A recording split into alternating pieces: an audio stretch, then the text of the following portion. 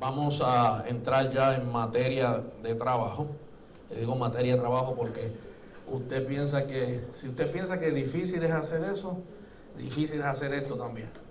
No es lo mismo, ¿verdad? A veces mientras la gente duerme, uno está a las tantas de la madrugada metido en la palabra, buscando, tratando de afirmar para que la gente, a veces tratarle en 40 minutos, 45 minutos, de que la gente reciba todo lo que uno ha ido trabajando toda la semana. Pero yo, como me decía un viejito cuando yo me convertí en el evangelio, él me decía que Dios no anda jugando con la vida de nadie. Y yo entiendo esa responsabilidad cada vez que yo me paro delante de un grupo. Pueden ser 50, pueden ser 700 personas, como he tenido la oportunidad de predicarle a masas también. No es fácil. Y eso envuelve una dedicación, envuelve una ardua tarea en este servicio. Y en el día de hoy vamos a considerar el libro de los Hechos, capítulo 17, para los que tienen sus Biblias. Si usted no tiene la Biblia física, la puede tener en el celular. Usted busca y descarga cualquier Biblia, busca Hechos, capítulo 17, versículo 24 al 25. La semana pasada yo le estuve hablando sobre el reino, el gobierno del rey. Porque el reino es una expresión de aquel que está sentado en el trono. Cuando usted mira las películas medievales y todo eso, usted va a ver que un reino es la extensión de un hombre que sabe dirigir, ya sea en justicia o en injusticia. Cuando hay un mal rey establecido, usted va a ver que la nación o el dominio de ese rey sufre. Usted ha visto esas películas donde cuando hay un mal rey, hasta la gente pasa hambre. Pero cuando hay un buen rey, como lo fue David, cuando usted mira las películas de David, cuando usted mira películas de otros, yo no sé si usted ha visto la serie esa de Game of Thrones, usted va a ver que hubo buenos reyes, malos reyes. Cuando hay un buen rey, la nación entera se beneficia. Donde el rey conquista, donde el rey domina, hay bendición.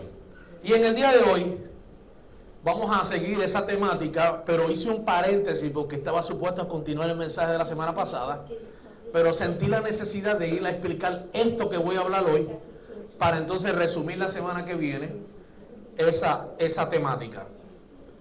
Y hoy vamos a hablar sobre la morada del rey. En otras palabras, donde vive el rey, donde el rey está gobernando. Hechos 17, 24 al 25. ¿Dónde gobierna el rey? ¿Dónde vive el rey? Y entonces después vamos a seguir hablando sobre el gobierno de ese rey. Y mira lo que dice la palabra del Señor. El Dios que hizo el mundo.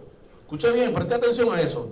El Dios que hizo el mundo y todas las cosas que en él hay, siendo Señor del cielo y de la tierra, no habita en templos hechos por manos humanas, ni es honrado por manos de hombres. Préstele atención a eso. Él no habita en templos hechos por manos humanas. Tampoco dice, ni es honrado por manos de hombres. En otras palabras, lo que usted haga, no físicamente, a veces la gente, bueno, y ahorita vamos a hablar de eso, pero físicamente a veces queremos crear cosas y hacerlas parecer a Dios. Eso no es lo que le trae honra a él. Dice, ni es honrado por manos de hombre como si necesitase de algo. Pues él es quien da a todos vida y aliento y todas las cosas. Él le da vida a todo, él le da aliento a todo y él es el que suple todo. Amén. Entonces, como les decía, la semana pasada estábamos hablando sobre el gobierno del rey. Y hoy vamos a hablar de su morada, el lugar donde él vive, el lugar donde él reside, el lugar donde él se aloja todos los días para poder gobernar su reino. Y si usted ha estado con nosotros ya hace un tiempo, usted va a saber que el reino no es un castillo en el aire El reino no es una estructura que se establece en un lugar determinado. El reino trata de gente. El reino tiene que ver, it has to do with people. Ese es el reino. Pero no simplemente con gente que quieren vivir a su manera. Son gente, ese reino se compone de gente que Él gobierna, que están sometidos a su voluntad. Ese es el reino. Y es ahí donde Él está ejerciendo su dominio. Al nosotros leer este libro de los Hechos, tenemos que ver que esto no es simplemente una historia cronológica que se está mostrando, sino que el libro de los Hechos es una interpretación del avance del reino de Dios. Cuando usted lee el libro de los Hechos, usted va a ver una iglesia en crecimiento. Usted va a ver cómo esa iglesia se funda o se fundamenta en Cristo. No estamos hablando, y escúcheme bien, para el que no tiene conocimiento bíblico, no estamos hablando de castillos, ni estamos hablando de estructuras de cemento, piedra y arena. Estamos hablando de gente. La iglesia no es un lugar a donde usted va. La iglesia es un lugar donde Dios vive. Y ya le dije de qué se trata el mensaje. Porque la iglesia es quien representa a Cristo. Yo no voy a la iglesia.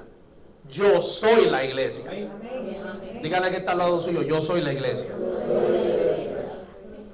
Usted es la iglesia. Nosotros vamos a un edificio a congregarnos para crecer, para seguir aprendiendo, para desarrollarnos, pero no porque usted llega a ese lugar, usted es iglesia. Usted es iglesia porque Cristo vive en mí. Dígalo, Cristo vive en mí. Haga como David. David se hablaba a sí mismo. La gente pensaba que David podía estar como medio oído, como que le faltaba algo. Pues no, él decía: oh alma mía, alaba al Señor. Y no te olvides de ninguno de sus beneficios, porque Él es quien te corona de favor y de misericordia. El que sacia de bien tu vida, de modo que te rejuvenezcas como el águila. Él se habla a sí mismo en esos momentos de tensión, donde nosotros a veces estamos en la mayor presión de nuestra vida, en la mayor frustración de nuestra vida. Esos son los momentos donde usted y yo tenemos que confiar en la obra del Señor. Y hay veces que para que usted llegue a esa confianza, usted se va a tener que hablar a sí mismo. Hay veces que cuando usted se ve en medio de una situación donde usted va a comprometer lo que usted es, va a comprometer su fe, va a comprometer su vida en la toma de decisión que usted va a llevar a cabo, usted tiene que pensar y decir: ¿quién soy yo? ¿Qué soy yo en Él? ¿Estoy viviendo realmente en Él, por Él y para Él, o yo sigo viviendo en mí? Entonces, eso es iglesia. Iglesia es una composición de hijos. Iglesia es la vida de los renacidos. Iglesia es donde Dios habita. Y aquí el Señor nos dice, comienza la escritura diciendo que Él no habita, escuche bien, Él no habita en templos, en casas, en estructuras humanas. Él habita en gente. Él habita en redimidos. No se apure que todo eso se lo voy a explicar, porque yo quiero que usted salga de aquí bien entendido de eso. Porque eventualmente llega un tiempo en nuestra vida que nosotros tenemos que decidir qué es lo que estamos sirviendo, qué es lo que queremos seguir y en quién queremos vivir. Todo hombre, presente y ausente, tiene que llegar a esa decisión, a ese punto en la vida, donde usted tiene que definir su caminar. Y hoy, mi intención es destruir amuletos. Voy a destruir esos paradigmas, voy a destruir esas mentalidades que la religión y a veces el mismo sistema que nos rodea se ha encargado de infiltrar pensamientos en nosotros donde no nos permite tener una realidad viva de lo que Dios realmente es. Entonces, en el capítulo 17, el apóstol Pablo se encuentra en un lugar llamado Atenas. Era un lugar donde había mucha idolatría, donde había mucha filosofía, donde la gente continuamente estaban buscando o iban en búsqueda de lo intelectual. Los filósofos siempre estaban, de allí procede Sócrates, Aristóteles, Platón, toda esa gente que usted ha escuchado, que muchas veces usted va a sitios a mirar las estructuras que pintan, a leer libros que han escrito. Esa ciudad era muy conocida por eso. Era una ciudad saturada de todo esto. Y es precisamente en este contexto donde el apóstol Pablo, movido por una profunda carga espiritual, al ver lo que estaba enfrentando allí en aquel lugar, como dije, una de las cosas que se acentúan allí en Atenas era la idolatría. La idolatría es el pensamiento del hombre cuando trata de atrapar a Dios en cosas, en estructuras, en cosas creadas por nuestras manos. Y cuando Pablo entra allí en Atenas, comienza a mirar todas aquellas estructuras que habían, comienza a mirar los diferentes lugares que tenían dedicados a los diferentes dioses que habían. Ellos tenían un Dios para todo. Dios para la fertilidad, Dios para la cosecha, Dios para la belleza, Dios para el amor. De ahí sale Cupido, de ahí sale toda esa gente. Ellos tenían su Dios de la destrucción. Usted ve a Jesús con el rayo en la mano, listo para acabar a todo el mundo, como que expresa una justicia severa. Y Pablo, estando allí, es movido por esta carga espiritual y entra en este lugar que se llama el Areópago, donde se reunían allí todo el consejo filosófico de aquella. Imagínense, un lugar donde están todos los psicólogos, donde están todos los doctores, donde está toda la gente con mucho conocimiento. Ellos se reunían allí en aquel lugar, y Pablo los confronta, no solo en su idolatría, sino que lo que Pablo tiene por intención es ir a la raíz conceptual y equivocada que ellos tenían de Dios. Entonces, la intención de Lucas no es solo mostrar la predicación de Pablo, sino revelar cómo el Evangelio confronta, cómo el Evangelio redefine las estructuras mentales del mundo.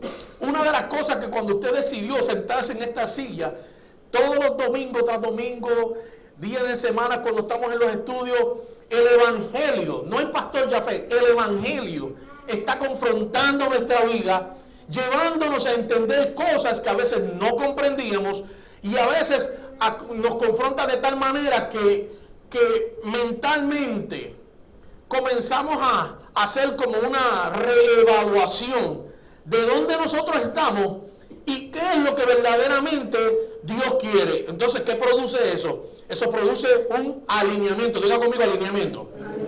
Porque ahora se trata o de yo continuar haciendo lo que quiero, o de yo decidir servir a Dios como Él quiere. ¿Ve? Esa es la confrontación que todos nosotros vamos a tener.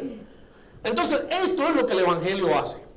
El Evangelio vino a cambiar los paradigmas.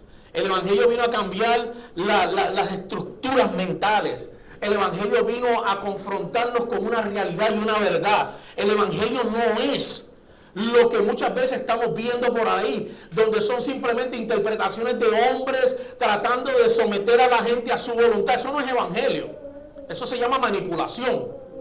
Muchos lugares usted va a ver que manipulan a la gente hasta para vender las cosas que tienen, porque quieren enriquecer el ministerio. Eso no es evangelio. Yo no estoy diciendo que usted no dé, lo que estoy diciendo es que no se deje manipular. Son dos cosas muy diferentes, porque cuando vivimos en Cristo vivimos en libertad. Es más, el acto de dar no es para nosotros lucrarnos y tener mejores lugares, mayor luces, más humos en los escenarios, mejor equipo grupo musical, aunque todo eso se necesita por las condiciones en las cuales vivimos hoy en día, ese no es el centro. El centro es Cristo. Que Cristo sea predicado. Que la gente esté siendo confrontada con la verdad y la voluntad del Señor, lo que en otras palabras eso se llama propósito. Diga conmigo, propósito. Entonces, Pablo está confrontando las estructuras mentales del mundo, y Pablo no comienza hablándole de la ley ni de los profetas, sino con una revelación fundamental. ¿Quién es Dios y dónde Dios habita? Eso es lo que Pablo ahora quiere confrontar con aquel grupo de filósofos y gente que está allí. ¿Quién es Dios y dónde Él habita? Entonces el autor del libro escribe con una intención clara. Primeramente, él está mostrando que la expansión del evangelio no es solamente geográfica. O sea, el evangelio no se hizo para una región. El evangelio no se hizo para una nación. El evangelio puede surgir de un lugar, pero no quiere decir que es simplemente para ese lugar. Por ejemplo, Puerto Rico fue la cuna del evangelio. De ahí comenzaron a salir grandes hombres a predicar el evangelio, fueron a través del mundo. Tienes gente como Gille Ávila, Jorge Rasky, Jeñito y un montón de otras cosas. Jeñito, después le hablamos de Jeñito. Si usted viene de mi tiempo, usted va a entender. Si usted viene de mi tiempo, usted va a entender.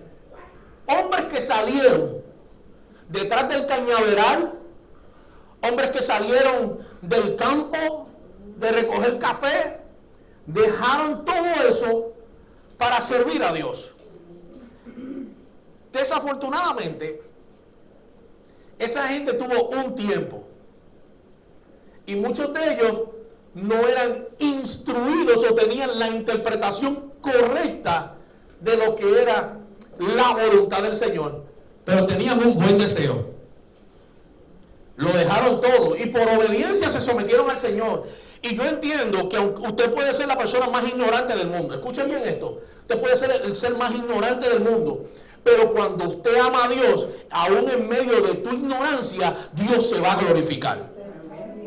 Pablo dijo en una ocasión, él perseguía a los creyentes, los mataba, y confesándole a su hijo de la fe, Timoteo, era un discípulo para él, le dice, todas estas cosas, 1 Timoteo le dice, todas estas cosas yo las hice por ignorancia.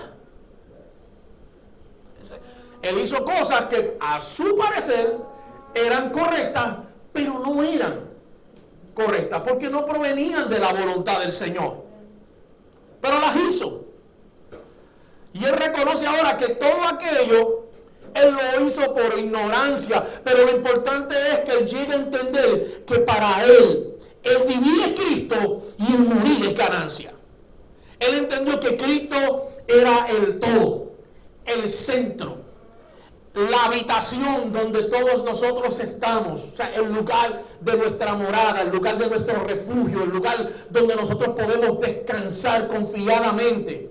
Él lo entendía. En el paso, Dios fue aclarando muchas cosas en la vida de Pablo, hasta el extremo de que él llega a ser, él estuvo demasiado adelantado para su tiempo, porque la revelación de Dios era fresca en su vida, provenía del Espíritu, y aún en medio de la ignorancia, Dios se glorificó. Entonces, podemos considerar el evangelio en una región, pero no quiere decir que el evangelio es solamente para ese lugar. Lo que sí el autor de Lucas tiene en mente es mostrar o revelar que el Dios verdadero no se limita a sistemas culturales, tampoco a templos físicos ni a construcciones humanas. Él lo que tiene en mente es desmantelar la idea de que Dios puede ser contenido, limitado o reducido a nuestra ideología o a nuestra imaginación. Voy a hacer un paréntesis aquí para que ustedes entiendan arriba bichola qué lo estoy diciendo. Nosotros, la idea es, hemos puesto a Dios en un crucifijo, hemos puesto a Dios en una vela, hemos puesto a Dios en un mini altar en la casa. Hemos puesto a Dios en un vaso de agua. ¿Cuántos saben de lo que yo estoy hablando? Yo creo que estaba solo en esto. Hemos reducido a Dios a muchas cosas. Pero ya la palabra nos dijo que Dios no habita en cosas hechas por mano de hombre. El hombre se hace una idea de algo y ahí ponemos nuestra fe. Es como lo que la palabra dice, que donde está tu tesoro, ahí está tu corazón. Si eso es lo que tú valorizas, eso es Dios para ti. Pero yo tengo una noticia. Dios es mucho más que eso. Dios no es el vaso que contiene el agua. Él es el agua que sustenta todas las cosas. Dios no es la luz que una vela emite. Él es la luz del mundo. ¿Me está entendiendo? Mucho más allá de eso. Dios no es un edificio. Dios es el edificio en el cual todos nosotros estamos. Dios no es un crucifijo. Él envió a su Hijo a morir en la cruz. Pero nosotros nos hacemos la idea y a veces queremos super espiritualizar esas cosas. Si usted proviene de los fondos de santería y de todo ese tipo de cosas, había veces que usted no podía ni siquiera tocar una estatua de esa porque eso estaba dedicado a algo. Es más, para que no se sienta mal, le voy a decir algo. ¿Sabe que eso pasa dentro de aún el mismo evangelio? ¿O usted nunca ha estado en iglesia donde los instrumentos son santificados y no se puede tocar eso? Donde hay una plataforma, no te puedes subir ahí, porque eso es santo. Hemos puesto la santidad y la naturaleza de Dios en cosas. ¿Usted no cree que Dios es más que una plataforma? ¿Usted no cree que Dios es más que un instrumento? Dios es el dueño y el creador absoluto de todas las cosas. Una plataforma no me santifica a mí. El hecho de que yo esté parado aquí delante de usted no quiere decir que yo soy más santo que usted. Este lugar no es lo que provoca mi santidad. Lo que provoca mi santidad es la obra del Hijo Jesucristo consumada en mi corazón. Lo que Él terminó en la cruz es lo que yo hoy estoy disfrutando. Estoy disfrutando nueva vida porque Él me dio la vida en la cruz. Él dijo, mi paso os dejo, mi paso os doy, no como el mundo la da, yo la doy. Él dijo, yo le doy mi vida para que la tengan y la tengan en abundancia. Eso es lo que Él hizo. Eso es lo que usted y yo somos hoy. Somos el resultado de, no que Dios es lo que nosotros pensamos. Entonces, pensar de Dios tan diminutamente es lo que aquí el autor tiene en mente. Porque él quiere desmantelar la idea de que Dios puede ser contenido, limitado, reducido a una cosa, a una ideología o a una imaginación. Entonces Pablo, inspirado por el Espíritu, no está simplemente corrigiendo idolatría, sino que está confrontando una cosmovisión. ¿Qué es una cosmovisión? Una cosmovisión es la manera en que usted y yo percibimos la vida. Cómo vemos las cosas. Él quiere confrontar eso. Como ellos veían que el mundo, el Dios tal era para el sol, la diosa tal era para la luna, el otro Dios era para el amor, el otro Dios era para la belleza. Ellos veían a Dios de esa manera. Pero en medio de aquel aerópago había una estructura vacía. Había una estructura vacía que decía al Dios no conocido. Porque dentro de todo ese politeísmo que ellos tenían, esa multiplicidad de dioses que ellos tenían, crearon un espacio vacío por si acaso se le había olvidado algún Dios. Mira cómo Dios obra. Por si se le había olvidado con algún Dios, no lo ofendieran. Y entonces Pablo, cuando se presenta allí, le dice: a ese Dios es del cual yo les vengo a hablar, al Dios que ustedes no conocen, que en realidad es el verdadero Dios. Entonces, nosotros vamos a ver que la tendencia del ser humano siempre es tratar de domesticar a Dios. Lo queremos meter, por ejemplo, yo tengo 2 perritos, ellos están domesticados. ¿Por qué? Porque no les gusta ni estar afuera. Los pongo afuera y empiezan, como quien dice, méteme para adentro porque está muy caliente. Ellos están domesticados. Y a veces nosotros queremos hacer con Dios lo mismo. Lo queremos encasillar en algo, en cosas. Y esto que estamos hablando hoy tiene la intención de que nosotros podamos llegar a tener la expresión plena de quién es Dios. De que veamos a Dios por lo que Él es y no por lo que yo pienso. Dígale al hermano que está al lado suyo, que se esté durmiendo, dígale, la intención es ver a Dios como Él es. Ver a Dios como Él es. No como usted lo piensa. No como yo lo pienso. Hay veces que con todos los años de estudio, mientras más estudio, más entiendo que menos conozco. Porque siempre estoy, algo que no veía, pero la revelación de Dios llega y me muestra lo que debe ser. Dios me guía. Todos los días estamos aprendiendo. Nadie aquí, mire, Pablo en una ocasión dijo: no es que yo lo haya alcanzado ya. Y estamos hablando de un hombre que cogió su pela, como decimos nosotros, en la vida, por causa del evangelio. Porque así como él persiguió, él fue perseguido también. Así como él hizo sufrir, él fue también recipiente del sufrimiento. Él aprendió lo que era el costo de verdaderamente servir a Dios. Y ese hombre dice: no pretendo haberlo alcanzado, pero una cosa él dice: prosigo a la meta. Prosigo al premio del supremo llamamiento en Cristo Jesús. Aunque él no se sentía completo en todo, y estamos hablando de un hombre que es teólogo, él dice: yo sigo hacia adelante, yo sigo creciendo, yo sigo avanzando, yo sigo entendiendo quién es Dios y lo que ha hecho en mi vida y cómo lo hizo. Porque esto es lo que el evangelio nos revela, cómo Dios lo hizo. Tú y yo hoy en día no pudiéramos estar aquí si no hubiese sido por lo que Dios hizo. Dios hizo su obra para que hoy nosotros pudiéramos estar reconciliados. Diga conmigo, reconciliados. Podamos estar reconciliados. Entonces, en este escenario Pablo no introduce un nuevo Dios, sino que él revela al Dios desconocido.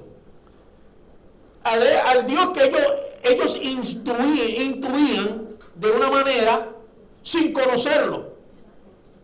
La razón de ellos los llevó a pensar: bueno, por si acaso falta uno, pues aquí está el espacio.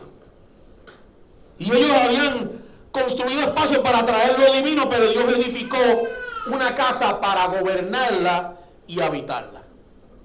¿Usted ve lo que hace el hombre? El hombre construye espacios.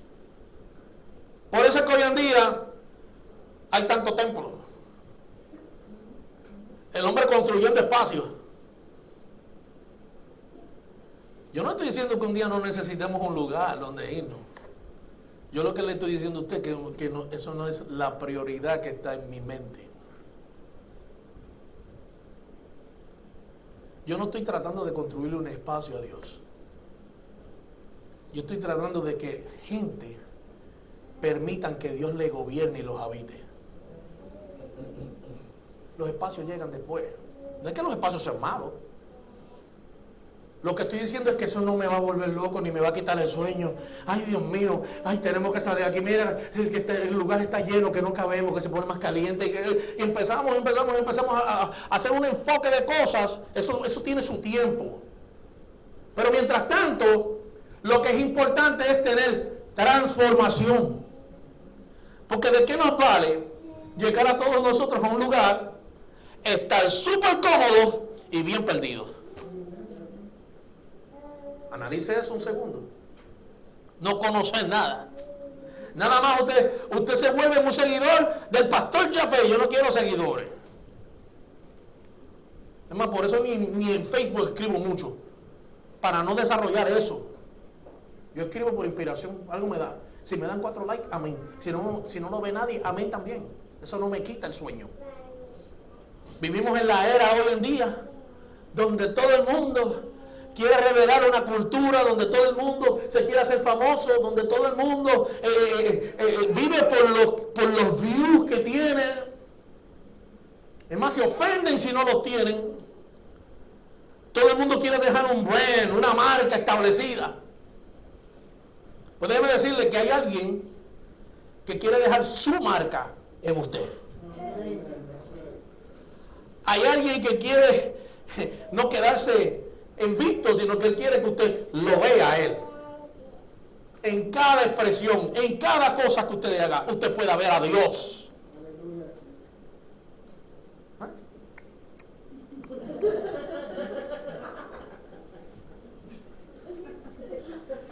Eso no es malo, pero no vivimos por eso. Vivimos por la obra del Señor. Entonces, Dios lo que siempre ha estado buscando es una casa. Porque en la Biblia usted va a ver que el concepto de familia, casa, edificio, templo, morada, pueblo, esos conceptos hablan de una misma cosa. Habla de un lugar donde Dios habita y gobierna. Dios está en su pueblo, Dios está en su casa, está levantando un edificio, tiene un campo, una labranza, somos la familia de Dios. Él siempre está relacionándose con nosotros. Por eso dice que Él no habita en templos. Dios tiene un templo. Él no habita en templos. Él tiene un solo templo. ¿Usted sabe cuál es el templo? ¿Ah? ¿No sabe cuál es el templo?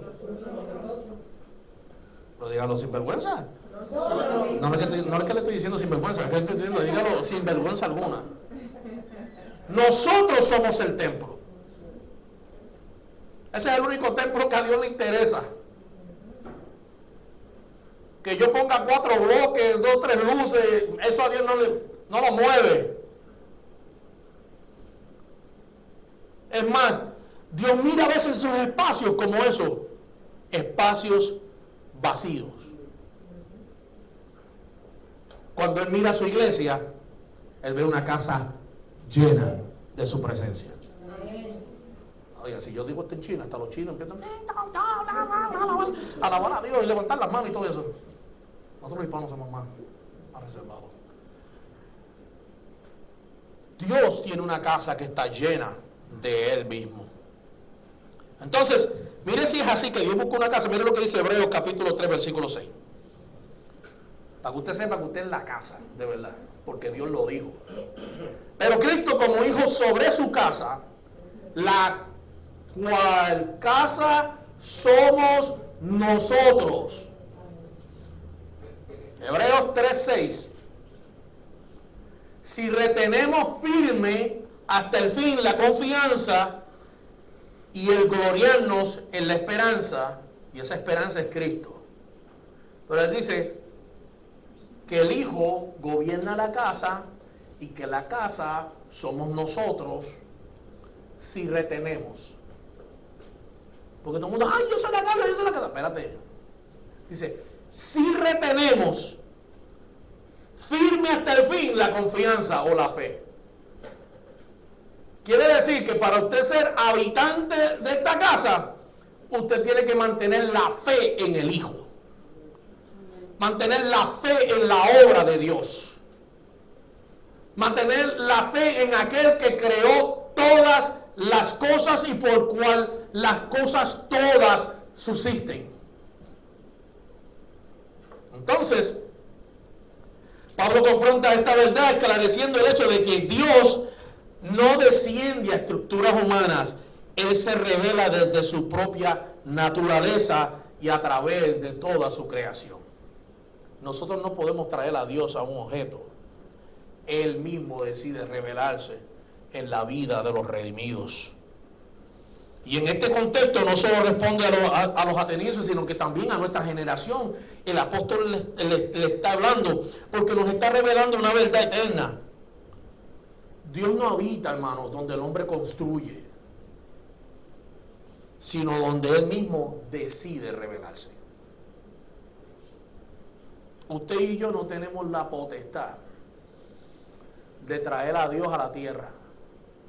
Nadie. Usted puede ser el apóstol más grande, usted puede ser el pastor con más gente, usted puede ser el evangelista más reconocido. Eso no trae de ninguna manera a Dios a la tierra. Lo único que atrae a Dios a la tierra es el hecho de que Él quiere revelarse a sí mismo.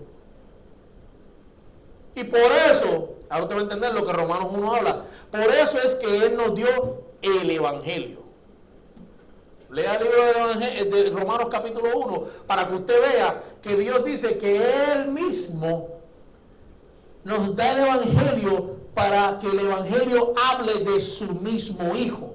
Y si el evangelio habla del Hijo, habla de Él, de Dios Padre, y habla de Dios Espíritu. El evangelio es la intención de Dios. Escriba esto. Es la intención de Dios de revelarse a sí mismo. El evangelio no existe para mandarlo a usted al infierno ni condenarle a su país. El evangelio es la intención de Dios para revelarse a sí mismo. Predicamos el evangelio, en otras palabras, la palabra evangelio quiere decir buena noticia. Predicamos la buena noticia. ¿Qué buena noticia? Cristo es la buena noticia. El Hijo eterno es la buena noticia. Él fue el enviado de Dios, el Mesías prometido, el Hijo que nos fue dado, y sobre el cual el libro de Isaías capítulo 9 dice que sobre Él está todo principado, sobre Él está toda potestad, sobre Él está toda la justicia. En Él es el Dios fuerte, Él es el Padre eterno, Él es el príncipe de paz que se revela para manifestar la voluntad divina de Dios. Y Dios no es solamente el Padre, Dios es el Hijo y Dios es el Espíritu. Eso es Dios. Dios es un plural. Los antiguos lo conocían como Elohim.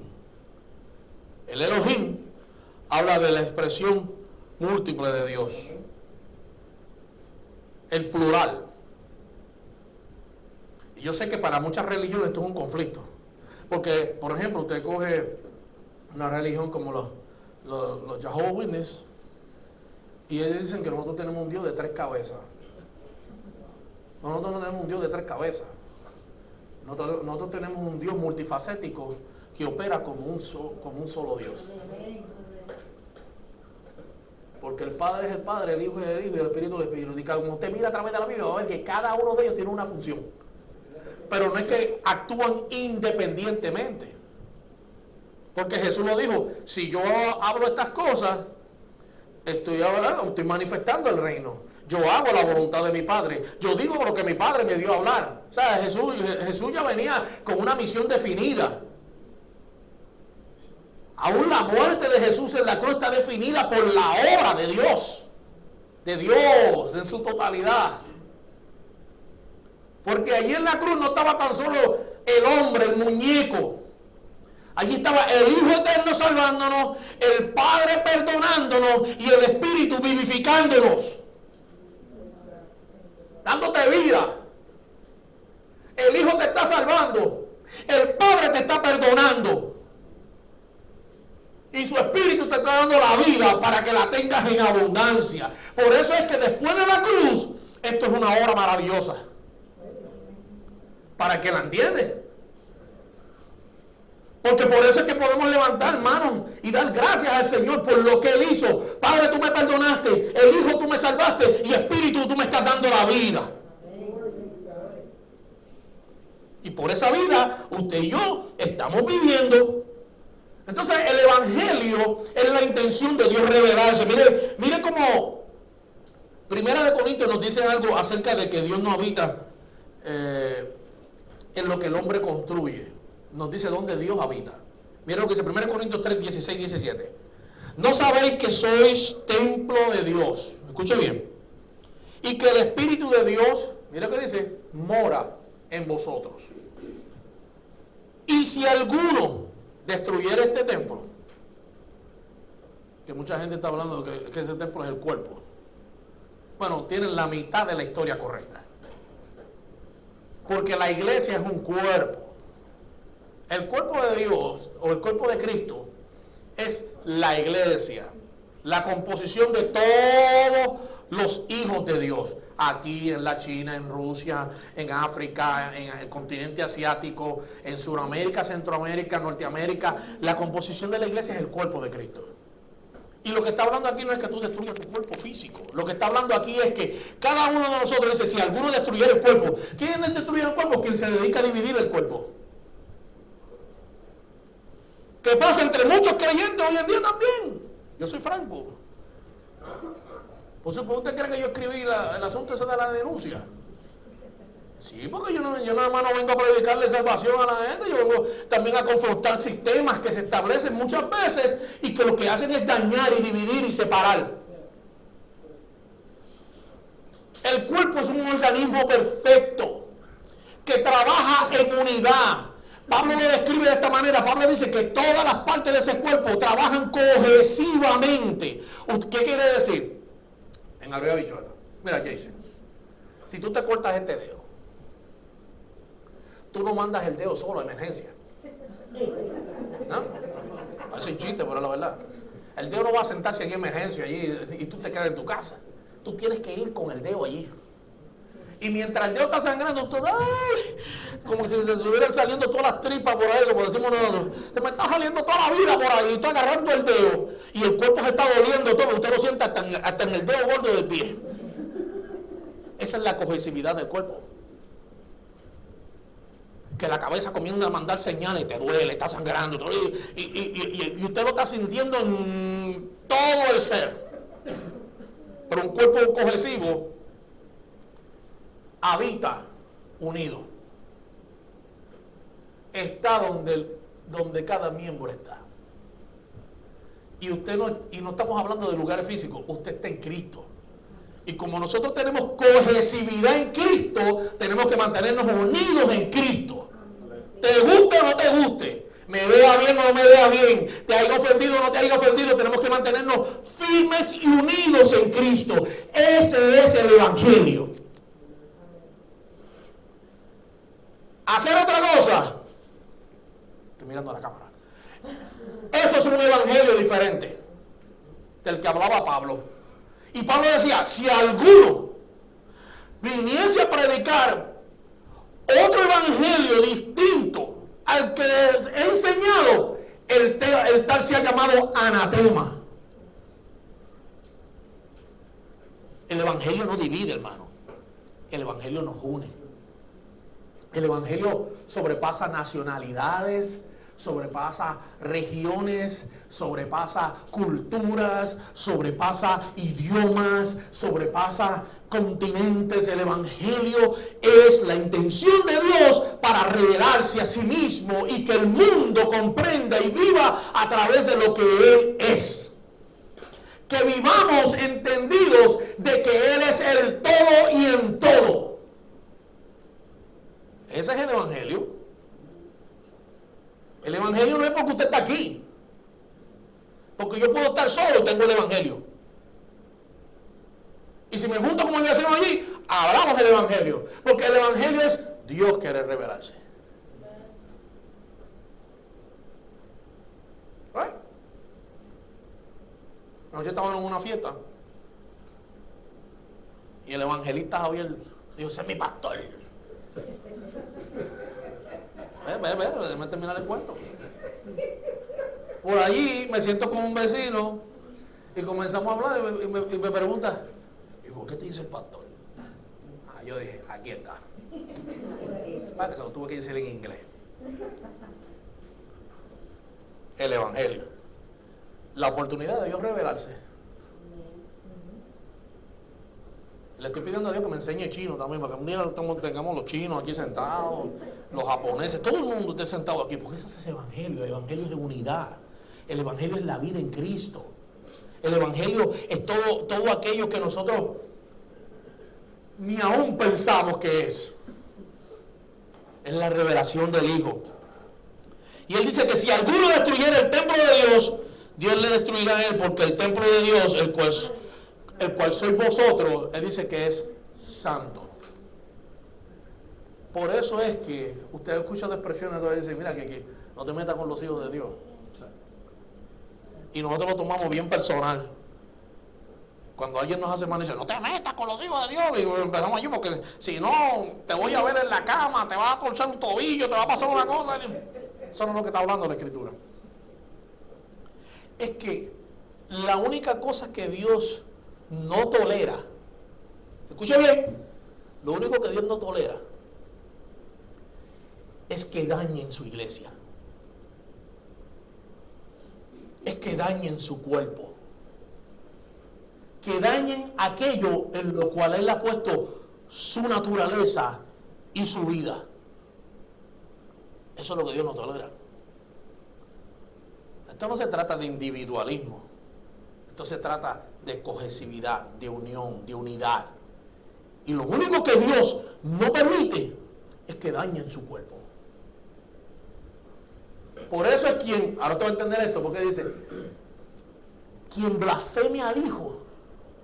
¿Recuerda que la palabra dice que la única cosa que Dios nos perdona es la blasfema contra el Espíritu Santo? ¿Por qué? ¿Usted nunca ha pensado eso? ¿Por qué? Porque el Espíritu Santo está en nosotros. La vida de Él está en nosotros. Dígalo, la vida de Dios está en mí, dígalo. Y como la vida de Dios está en ti, Él no permite la blasfema. Usted en la Biblia, a través de la Escritura, usted nunca se va a poder aislar de quién es Dios. Usted y Dios.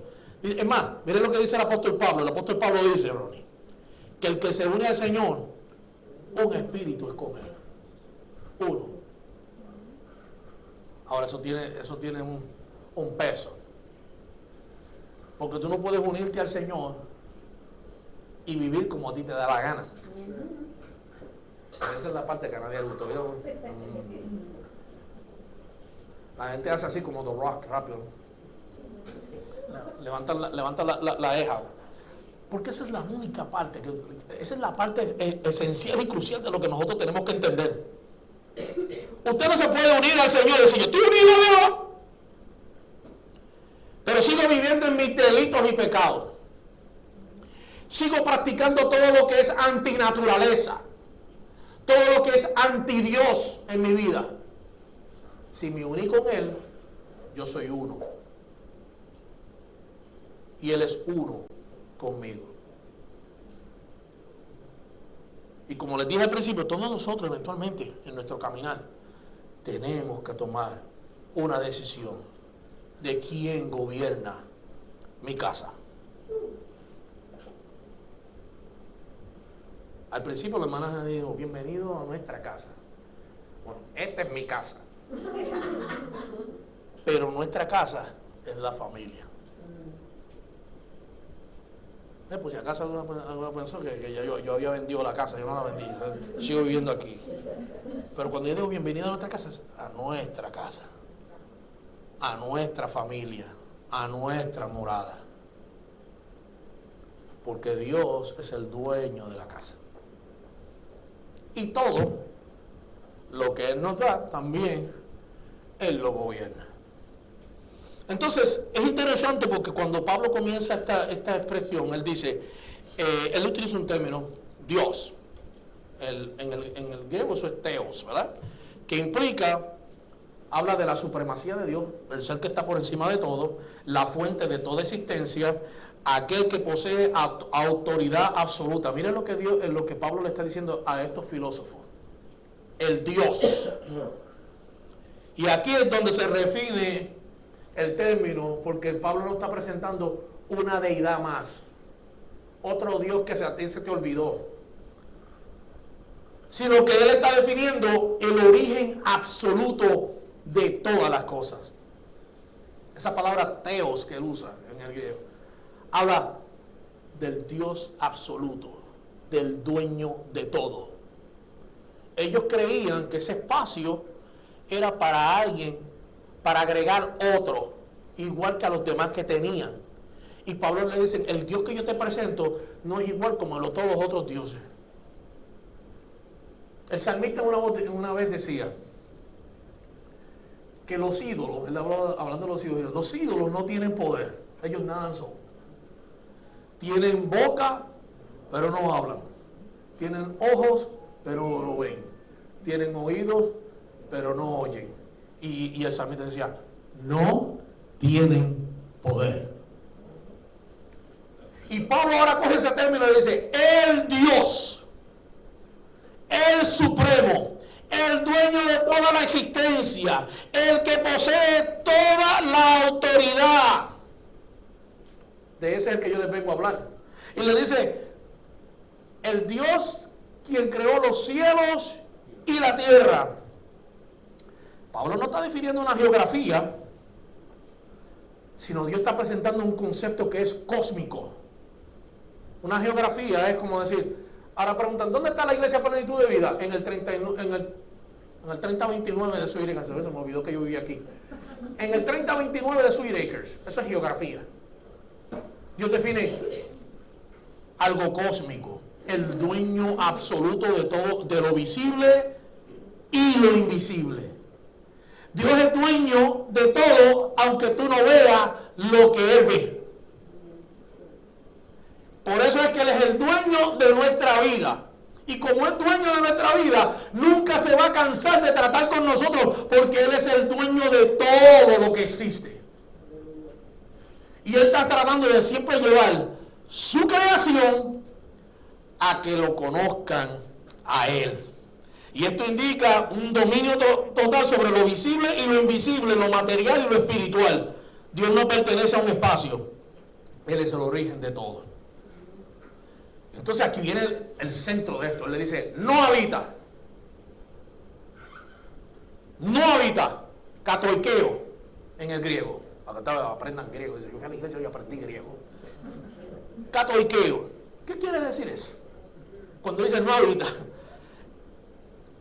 eso habla de una residencia permanente, habla de habitar de manera fija. Por ejemplo, yo puedo decir katoikeo en el 3029 de Sweet Acres. Permanencia fija aquí.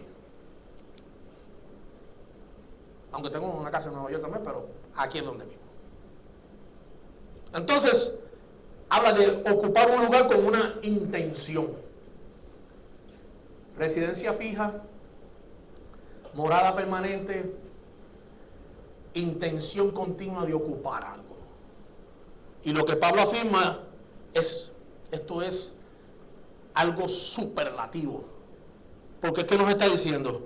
Que Dios no establece su residencia en estructuras o cosas hechas por los hombres. Claramente, y quiero hacer un paréntesis en esto. Lo que aquí Pablo está presentando no niega que en la antigüedad Dios estaba en el templo. Cuando usted lee las historias del Antiguo Testamento, usted va a ver, ay, mira que se manifestó en aquel templo, la chequina del Señor descendió, que es la presencia del Señor, que los sacerdotes no pudieron ministrar por causa de la unción y todo ese tipo de cosas. Usted va a ver presente continua en el desierto, usted va a ver la nube, usted va a ver la columna de fuego y el mar dividirse, todos los milagros, todas esas cosas es una intención de Dios para revelarse, no para que nosotros la adoremos. Aquí es donde está el problema. Todo eso es una intención. Todo eso es revelación. Dios dejándose ver. Pero no es para que yo adore eso. Porque todos los días Dios sigue haciendo milagros. Él abrió el mar allí en Egipto. Y también abrió el mar cuando yo transicioné de la vieja naturaleza a la nueva naturaleza, a través de la vida del Hijo. El mar se abrió. Eso es lo que eso representa, cruzar de un lado a otro. La pregunta es, ¿ha cruzado usted ese mar? Él es la columna de fuego. Allí eso nos iba guiando. Bueno, Jesús, como ahora vive dentro de nosotros, Él es la columna de fuego. Él es el fuego que arde y que ilumina mi caminar. Él es la nube que te cubre. Por eso es que la palabra nos dice que el sol no te fatigará de día, ni la luna de noche. Él es tu sombra, quien te cubre, quien te guarda, quien te protege. Aun cuando tú estás pasando los momentos más difíciles de tu vida, Dios está ahí, aunque no haya gente presente. Dígale al hermano que está al lado suyo, Dios está ahí. Dios está ahí. Aunque me esté durmiendo, Dios está ahí. Dios está ahí.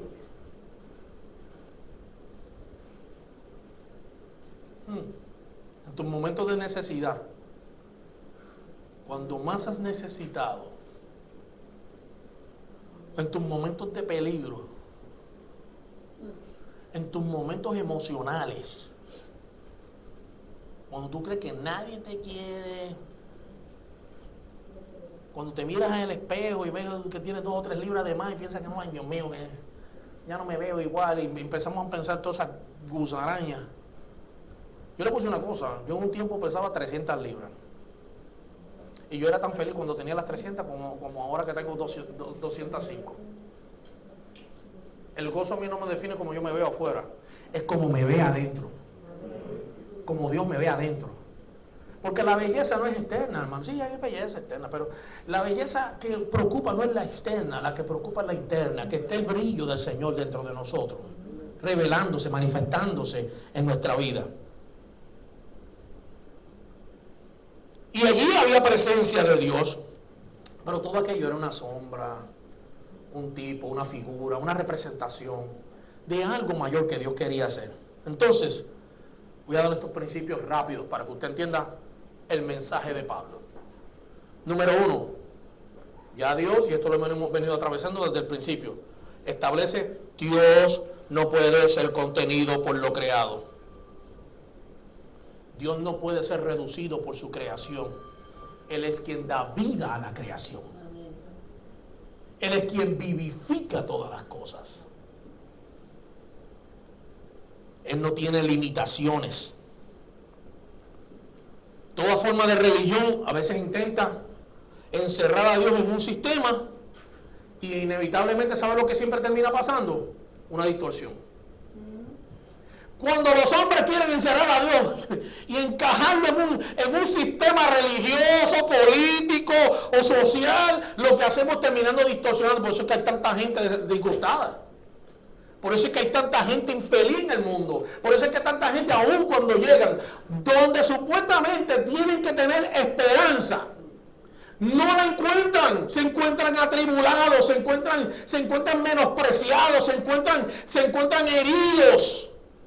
Porque son sistemas que están tratando de encajar a Dios en algo y lo que terminan es distorsionando el plan y el propósito original de Dios, aunque el propósito no cambia. Cambia nuestro pensar. Número 2. Dios no busca un lugar de habitación. Él mismo lo establece. Dios no habita donde el hombre construye. Él habita donde Él se quiere revelar y donde Él quiera ser revelado. Y este es el clímax de todo, hermano. De todo lo que usted ha aprendido hoy, este es el clímax. Dios no es un edificio. Él no lo es. Es una persona. El edificio que Dios quiere es una persona habitada por Dios. Una persona que Dios viva en Él. Por eso que 1 de Pedro capítulo 2 versículo 5 nos dice: vosotros también como piedras vivas ser edificados como casa espiritual y un sacerdocio santo para ofrecer sacrificios espirituales aceptables a Dios por medio de Jesucristo. Usted es una piedra viva de ese edificio que Dios está construyendo, no del edificio en el cual nosotros queremos meterlo a Él. Por lo tanto, la pregunta ya no es ¿dónde nosotros vamos a construir casa para Dios? sino donde Dios ha decidido habitar ahora. Y nosotros vamos a ver una progresión en la Biblia, que es una tipología que le debemos prestar atención. En la Biblia existía tabernáculo, existía templo, luego llegó Cristo y después está la iglesia. Esos son los 4 templos que existen en la Escritura. El tabernáculo era una manifestación temporera. Tabernáculo, algo temporal. Templo, una manifestación estructurada. Esa es la otra progresión. Salimos de lo temporal a algo estructurado. Y de lo estructurado vino Cristo. Manifestación encarnada. Y luego la iglesia, la manifestación viva de Dios. Temporal a lo estructural, de lo estructural a la encarnación y de la encarnación a una expresión viva. Los 4 templos que existen en la Biblia, donde Dios ha habitado. Entonces, en el nuevo pacto, para concluir esto, en el nuevo pacto se redefine el lugar de la habitación. Dios no busca edificios, ya les dije que Dios busca la expresión de vidas redimidas. Por eso es que 1 Corintios 3:16 nos dice, no se dan cuenta que todos ustedes juntos son el templo de Dios y que el Espíritu vive en ustedes. Y aquí es donde se revela el cumplimiento de todas las cosas, porque ahora estamos viendo la verdadera habitación de Dios, el lugar donde el Rey vive. Entonces esto transforma radicalmente nuestro concepto de espiritualidad, porque el reino mismo del cual hemos estado hablando, y le hice pausa a eso la semana pasada, ese reino redefine el concepto de la morada. Ahora entendemos por qué la iglesia es un reino. La iglesia es un reino porque es la morada, la habitación, la casa, el lugar donde Dios está. ¿Qué quiere decir esto? ¿Que eso es cuando nosotros estamos sentados aquí? No. Usted es un reino allí donde usted vive, usted es un reino en su trabajo, usted es un reino en la escuela, usted es el reino en el supermercado, usted es el reino en la playa, en el río, en cualquier lugar, en el hospital, allí usted es un reino. Cuando usted llega a ese lugar, llegó el reino. Llegó la expresión del Dios vivo. Llegó el gobierno de Dios, porque Dios se manifiesta a través de nosotros. Por eso es que la iglesia tiene que comenzar a redefinir muchos términos. Nosotros, vamos para el culto. ¿Qué culto, hermano? Nosotros somos el culto. Porque no han leído Romanos 12. Presentéis vuestros cuerpos como un sacrificio vivo, santo y racional, que es el culto. La iglesia es un culto. Yo no voy para el culto. Cuando yo llegué aquí, llegó el culto. Cuando usted llegó aquí, llegó el culto. Entonces, esto es lo que redefine el reino en nosotros. Está redefiniendo el concepto de la morada de Dios continuamente. Y en Cristo la morada de Dios cambia todo sistema externo para que nosotros veamos una realidad interna. Ese es el reino. Arroyo de Habichuela, ¿qué es lo que vive dentro de ti? Pero ahora hay una condición, y con esto voy a clausurar. Él habita en un lugar específico. Y dijimos la iglesia. ¿Qué es la iglesia? El cuerpo. Nosotros. Pero vamos a añadirle algo más al pastel. Vamos a poner una velita más. Es el lugar de los renacidos, o regenerados, o los nuevos, o los que han nacido de nuevo. Porque por ahí hay muchas asambleas. No toda asamblea es una iglesia. Juan 3, del 3 al 7, y aquí también. Miren lo que dice: a Jesús se le acercó un religioso de noche, porque tenía miedo de que lo vieran los otros fariseos. Y dice que vino a Jesús de noche, no tan solo porque tenía miedo, se estaba escondiendo, sino porque él también estaba en tinieblas. Todavía no había entendido muchas cosas. Esa es la oscuridad. Esa es la ignorancia. Ese es el velo. Y por eso necesitamos revelación, porque revelación es mover la cortina para que usted pueda ver claramente. Entonces mira, le dice, respondió Jesús y le dijo, de cierto te digo que el que no naciere de nuevo no puede ver el reino de Dios. Nicodemo le dijo, ¿cómo puede un hombre nacer siendo viejo? ¿Puede acaso entrar por segunda vez al vientre de su madre y nacer? Respondiendo Jesús dijo, de cierto te digo que el que no naciere del agua y del Espíritu no puede entrar al reino de Dios. Porque lo que es nacido de carne, carne es, y lo que es nacido de espíritu, espíritu es. No te maravilles que te dije, os es necesario nacer de nuevo. Porque en el nuevo pacto, este nuevo nacimiento nos traslada de vivir en la potestad para entrar en la presencia de Dios, donde ahora nosotros somos el templo de Dios, donde Dios busca tener comunión con nosotros. ¿Sabe lo que es comunión? Comunión es tener común acuerdo. De ahí nace el concepto de comunidad. Usted vive en comunidad porque usted tiene acuerdo en común de vivir en este lugar. Porque si a usted no le gusta este lugar, usted se muda. Pero como usted decidió vivir con todos los vecinos que tienen, buenos, feos, bonitos, lo que sea, usted decidió vivir con todos ellos. Que dejen crecer la grama más de lo que deben dejar crecer. Esos son tus vecinos. Decidiste vivir en comunidad, en acuerdo. Porque si usted no me dice, a mí no me importa los demás, usted vive en aislamiento. Y con Dios, una vez que somos el templo, pensamos tener comunión.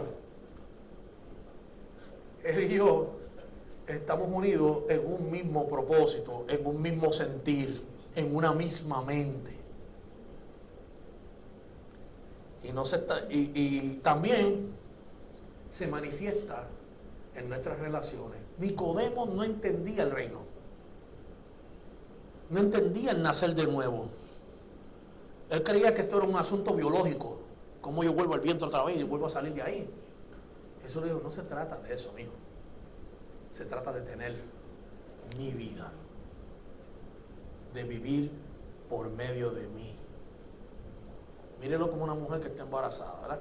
La mujer se embaraza y hay una vida gestada. Eso se llama gestación. Hay algo que está creciendo ahí. Ya la vida está manifestada, aunque no se ve. Todos nosotros, la palabra dice que fuimos engendrados en Dios. Todos fuimos engendrados. La vida está fluyendo ya. Lo único es que se tiene que llegar el tiempo donde esa vida tenga la expresión. Entonces, ¿cómo tiene un bebé, verdad? ¿Cómo tiene un bebé la expresión? Cuando salió de tu barriga. Ahí se manifestó. ¿Cómo que se llama? Yambian. Ahí se manifestó Yambian. Si lo dije bien. ¿Lo dije bien? Yambian, sí. Ahí se manifestó el muchacho. La vida salió. Ahora esa vida se dio a conocer. Pero esa vida necesita ¿qué ahora? Crecer, desarrollarse y llegar a la máxima expresión, y Dios quiera que no salga como el abuelo. Son 2 gotas de agua. No, pues si sale como el abuelo salió bien. Salió bien. Por eso se quieren mucho. Esa vida tiene que desarrollarse y crecer. Y eso es lo que Jesús le estaba hablando a este hombre. Oye, no basta con que la vida de Dios esté gestando dentro de ti. Tienes que expresarte, tienes que crecer, tienes que llegar a la máxima expresión de su vida. La máxima expresión de la vida de Dios no es que tú seas el mejor cristiano, sino que tú manifiestes a Dios a través de tu diario vivir. El verdadero lugar de Dios es donde Cristo se está formando. Esa es la iglesia. Usted no viene a la iglesia. Usted, como está entendiendo que es la iglesia, entiende que usted es un edificio en formación. La morada del Rey.